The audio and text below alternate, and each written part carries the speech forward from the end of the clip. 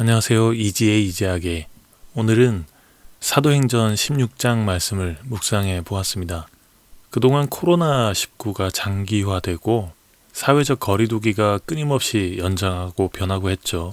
지금은 오미크론 변이가 우세종이 되어가지고 전염성이 이렇게 높아졌고요.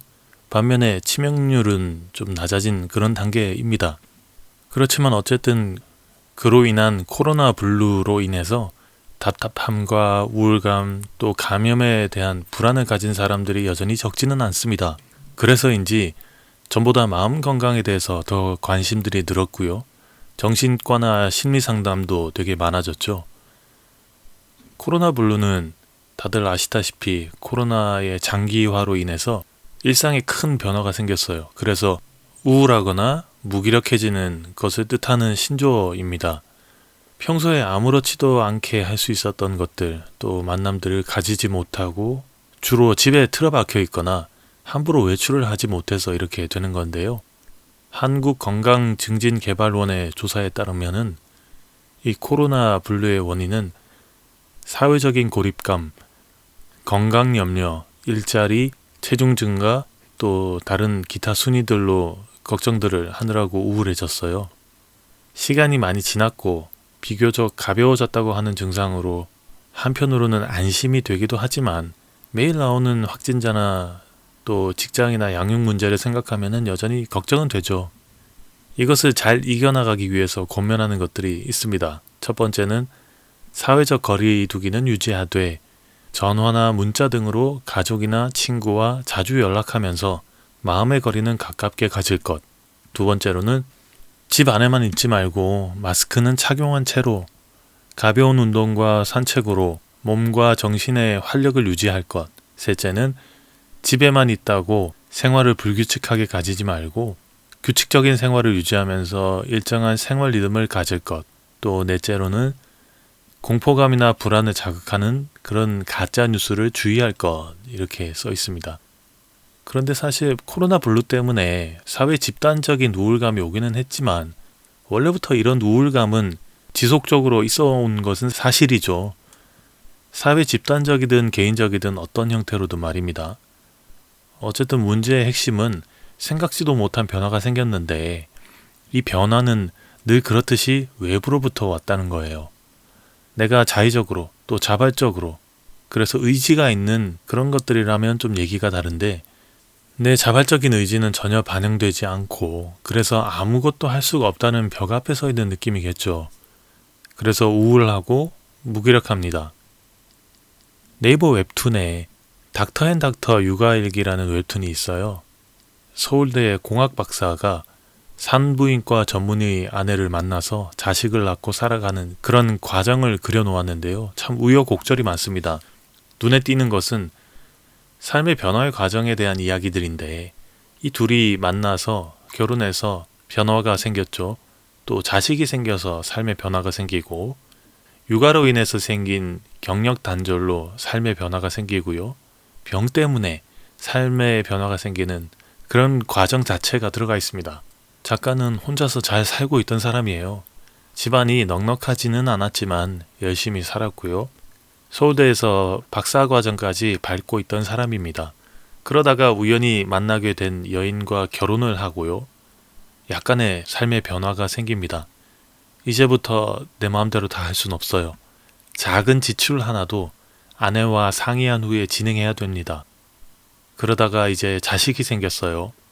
그렇게 바라던 자식이지만 낯섭니다. 내 중심이었던 삶이 부부 중심으로 바뀌었는데 이제는 자식이 중심이 되었어요. 육아를 해야 되는데 녹록치는 않습니다. 작가는 박사학위 논문을 써야 하는 중요한 시기에 돌연히 휴학을 합니다. 누구나 그렇듯이 육아의 과정은 만만치는 않았고요.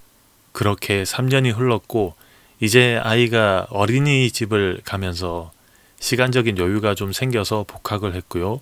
논문을 써서 통과를 합니다. 그러나 이제 박사가 되었지만 그동안 남들 연구 성과 4시간 동안 자신은 육아를 했으니까 취업도 쉽지 않아요. 연구 성과가 없으니까요. 작가는 고민하다가 웹툰을 그려보기로 합니다. 열심히 준비해서 네이버에 이름과 작품을 올릴 수 있게 되었어요. 자, 그런데 돌연히 암이 찾아옵니다. 병명은 혈액암이었어요. 지금은 완치 판정을 앞두고 있다고 하고요. 또 애도 잘 크고 있고요. 그 웹툰들도 항암 치료를 하면서 끝까지 연재를 잘 마쳤습니다. 그런데 살면서 더 힘든 사람도 분명히 있겠지만 여러 가지 변화를 겪으면서 그래도 뭔가 해보자 하는 작가의 꿋꿋함이 많은 사람들에게 공감도 샀고 용기도 주고 위로도 해주었습니다. 여기서 겪으라고 말한, 그래서 강조하는 이유는 변화라는 게 늘 내 스스로, 내 내부로부터가 아니라 외부로부터 시작되기 때문인데요. 무슨 말이냐면 우리가 변화를 겪을 때 크게 두 가지로 나눌 수 있을 것 같아요. 환경이 변했기 때문에 어쩔 수 없이 살아야 되니까 변하는 것도 있고요. 다른 사람이나 사물과 비교를 했을 때 저게 더 나아 보인다 해서 변합니다. 물론 후자와 같은 경우에는 어쨌든 나의 의지가 더해지는 점은 있겠지만 어쨌든 비교라는 외부의 요인이 있는 거죠. 그런데 이 후자 같은 경우에는 말씀드렸다시피 나의 의지가 어느 정도는 더해졌어요. 그래서 그나마 좀 낫습니다. 그렇지만 전자의 경우에는 환경이 변했기 때문에 어쩔 수 없이 살아야 되니까 변하는 거죠. 그리고 우리 중에 대부분은 전자의 경우를 더 많이 겪어왔을 것 같아요. 그래서 힘들고 피곤합니다. 생각해 보세요. 자기가 하고 싶은 일을 한다면 그거 피곤해도 피곤한지 모르고 막 즐기게 되잖아요. 그런데 반대로 등 떠밀려서 억지로 할 수 없이 해야 되니까 짜증나고 피곤하고 스트레스 받고 그러잖아요. 한편으로 생각하면 우리 사회에 사건 사고가 점점 많아지는 것도 이게 또 원인이 아닐까 싶습니다. 그런 사람들이 점점 많아지니까 그런 거라고 말이죠. 이런 의미에서 변화는 그렇게 유쾌한 것만은 아니에요. 피할 수 없으면 즐겨라 이렇게 말하는데 어떻게 싫은 걸 즐깁니까? 버티는 거죠. 그러다가 어쩌다 한번 웃게 되는 날도 한 번쯤 있는데 이게 참 사람을 미혹시켜요. 버티고 버티다 보니까 어쩌다 한번 결과가 좋아서 칭찬도 받고 또 보상도 있고요. 그러다가 내가 뭘 좋아하는지 무엇을 하고 싶은지 왜 이러고 있는지도 잊게 되는 경우도 있는 것 같아요. 그리고 결과와 성과에 목을 매게 됩니다. 그런데 문제는 변화는 어쩔 수 없이 계속되고 있다는 거죠. 시간도 변하고 세상도 변하고 모든 게 다 시시각각으로 변합니다. 지금 이 시간에도 시간은 흘러가고 있고요. 1분 1초 전의 세상과 지금과는 또 다르죠. 거기에 따라서 계속 변하는데 그 변화는 대부분 내가 원하지 않았고 생각하지 않았으며 준비되어 있지도 않습니다. 그냥 부딪혀서 온 몸으로 맞닥뜨립니다.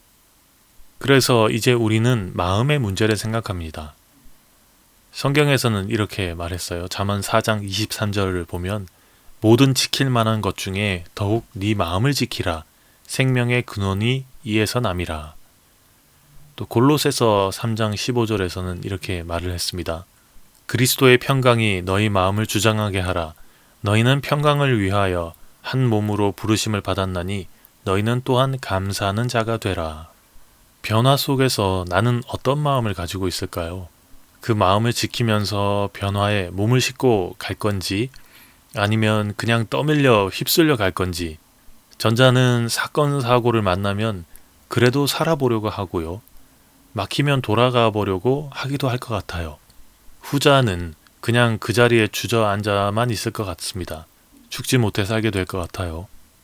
사도행전 16장의 말씀은 이런 변화를, 그것도 아주 극심한 변화를 맞닥뜨리는 사도들과 그들이 어떻게 대처했는지가 잘 나와 있는 것 같습니다. 먼저 선교의 큰 버팀목이 되어준 디모데를 알게 되었습니다. 1절 말씀을 보면은 이렇게 나와 있습니다. 바울이 더베와 루스드라에도 이름에 거기 디모데라 하는 제자가 있으니 그 어머니는 믿는 유대인 여자요 아버지는 헬라인이라. 디모데는 바울이 선교의 여러 방면에서 굉장히 믿고 의지했던 사람입니다. 여기서는 디모데와 함께하면서 여러 교회가 믿음이 더해지고 더 굳건해지고 그 수가 날마다 늘어갔습니다. 그리고 빌립보 지방에 가서는 루디아라는 사람을 만나게 됩니다. 14절 말씀이에요. 두아디라시에 있는 자색옷감 장사로서 하나님을 섬기는 루디아라 하는 한 여자가 말을 듣고 있을 때 주께서 그 마음을 열어 바울의 말을 따르게 하신지라. 알려진 바로는 루디아 덕분에 선교에 있어서 경제적인 면이 크게 도움이 되었어요. 그렇게 신나게 날개가 달려서 선교 활동을 하던 중에 사건이 터집니다. 16절 말씀입니다.